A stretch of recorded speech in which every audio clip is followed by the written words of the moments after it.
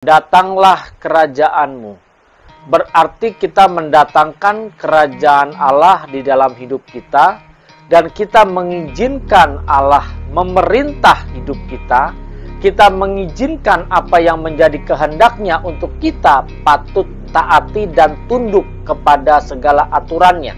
Kita harusnya sadar kalau kita mengundang datanglah kerajaanmu, berarti kita bukan milik kita sendiri. Hidup kita bukan milik kita, tetapi milik daripada pemerintahan yang kita undang itu. Kerajaan Allah itu. Kita harusnya tunduk.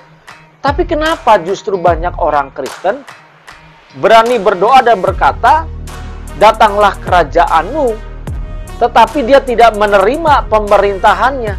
Dia tidak menerima rajanya yang memerintah. Justru dia masih mau memerintah sendiri atas hidupnya.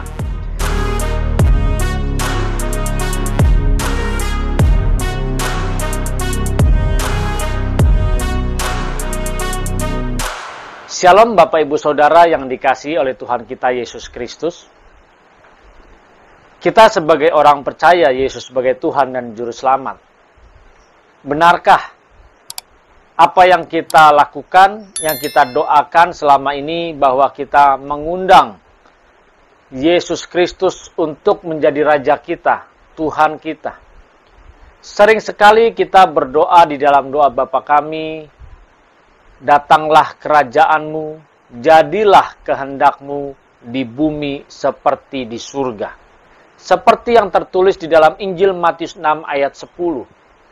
Kalau kita memperhatikan doa ini, datanglah kerajaanmu, berarti kita mendatangkan kerajaan Allah di dalam hidup kita, dan kita mengizinkan Allah memerintah hidup kita. Kita mengizinkan apa yang menjadi kehendaknya untuk kita patut taati dan tunduk kepada segala aturannya. Masalahnya, apakah kita sudah tunduk kepada aturan-aturan yang ada saat ini yang Bapak inginkan?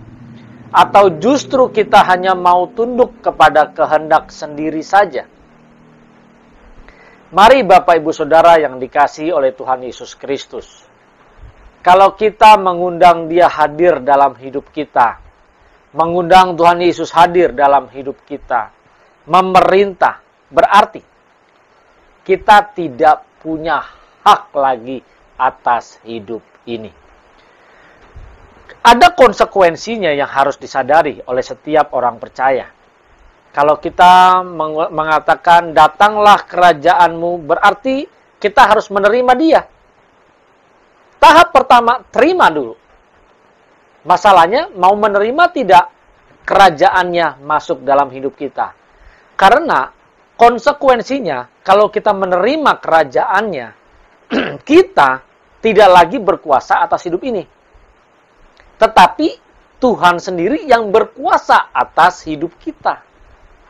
Karena kita mengundang kerajaannya. Mengundang kerajaannya berarti kita mengundang pemerintahannya, kita mengundang aturan-aturannya, kita mengundang segala pemerintahannya, perintah-perintahnya yang harus kita taati dalam hidup ini. Ada nggak kita taat selama ini? Ayo. Ini baru konsekuensinya loh. Terus, kalau kita mengundang kerajaan Allah dalam hidup kita, yang pasti bukan kehendak kita yang harus kita perjuangkan. Tetapi di sini dikatakan, jadilah kehendakmu di bumi seperti di surga. Yang jadi kehendak Bapa, bukan kehendak kita. Berapa banyak dari kita justru maunya kehendak kita yang jadi?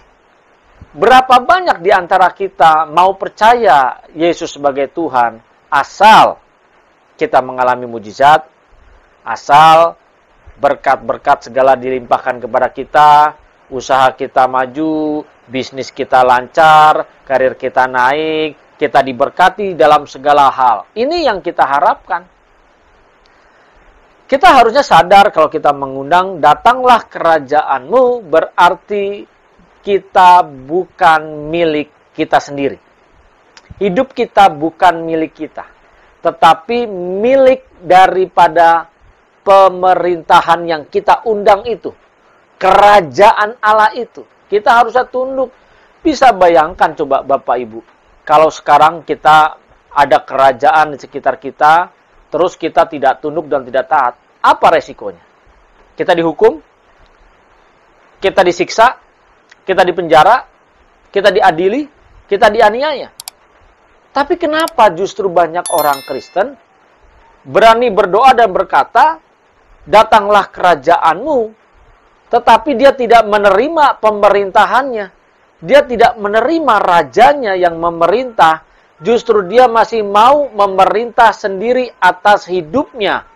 Berapa banyak dari kita justru merasa bahwa ketika kita mengundang kerajaan Allah, kita tidak menempatkan Bapa sebagai pemerintahannya, sebagai yang memerintah. Fakta. Kenyataannya. Justru kita mau percaya Yesus karena kita mau diberkati.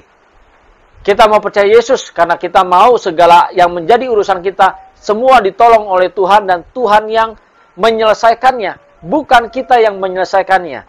Setiap masalah kita, pencobaan kita, apapun yang kita hadapi dalam dunia ini, kita mau Tuhan yang menyelesaikannya.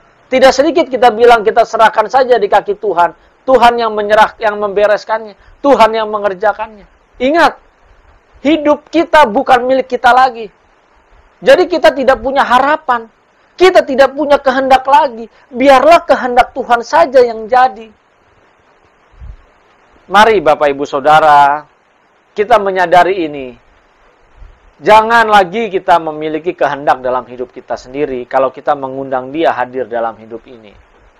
1 Korintus 6 ayat 19 berkata, atau tidak tahukah kamu bahwa tubuhmu adalah bait Roh Kudus yang diam di dalam kamu, Roh Kudus yang kamu peroleh dari Allah, dan bahwa kamu bukan milik kamu sendiri. Sebab kamu telah dibeli dan harganya telah lunas dibayar, karena itu muliakanlah Allah dengan tubuhmu. Ingat, muliakanlah Allah dengan tubuhmu. Dikatakan di sini, tidak tahukah kamu? Sudah tahu belum? Kita sudah tahu belum? Bahwa tubuh kita ini adalah bait Roh Kudus. Kalau dikatakan bait Roh Kudus, berarti Allah yang bertahta di dalam tubuh kita. Tapi faktanya kita masih banyak mau memerintah sendiri. Kita masih mau membangun tahta sendiri. Kita masih mau menjalani hidup sesuka hati kita sendiri. Oh, dari mana? Oke. Sekarang Bapak Ibu Saudara, coba renungkan. Masih lebih cepat ngomong atau mikir selama ini? Karena seharusnya kita lebih cepat mikir. Tetapi pada faktanya, prakteknya, lebih banyak justru kita ngomong dulu baru kita pikir. Harusnya kita pikir dulu baru kita perkatakan atau kita ucapkan. Karena kita sering sekali ngomong dulu, berucap dulu, sehingga mengakibatkan kita menyakiti orang lain yang kita ajak bicara. Kita tidak memikirkan dia perasaannya bagaimana. Kalau sesama saja kita tidak pikirkan, kita tidak renungkan yang kita perkatakan ini layak atau tidak, wajar atau tidak, bagaimana kita bisa memikirkan hati dan perasaan Bapa di surga? Padahal dalam hidup kita ketika mau melakukan sesuatu, kita harus memikirkan kira-kira Bapa ini setuju atau tidak, Bapa suka atau tidak atas segala perilaku kita dalam hidup ini. Ini yang harusnya kita renungkan. Nah, bagaimana kita bisa memikirkan hati dan perasaan Bapa? Dia yang memerintah. Harusnya kita tunduk. Kita belajar mencari apa yang kehendaknya. Terus bersekutu, terus berkomunikasi dengan dia. Bapak, Ibu, Saudara, kalau kita punya pasangan pasti awalnya kita tidak saling mengenal. Mungkin kalau kita telepon pun, halo, Kita belum kenal, ini siapa ya suaranya. Tapi karena sering berkomunikasi, sering kita berbicara, ada hubungan yang erat, yang intim, kita tahu, baru begitu kita telepon, tanpa kita melihat nomornya, baru halo, kita dengar. Kita tahu. Bahkan kita bisa mendengar ketika ada langkah orang datang, kita tahu, oh ini langkahnya si A, oh ini langkahnya si B. Kenapa?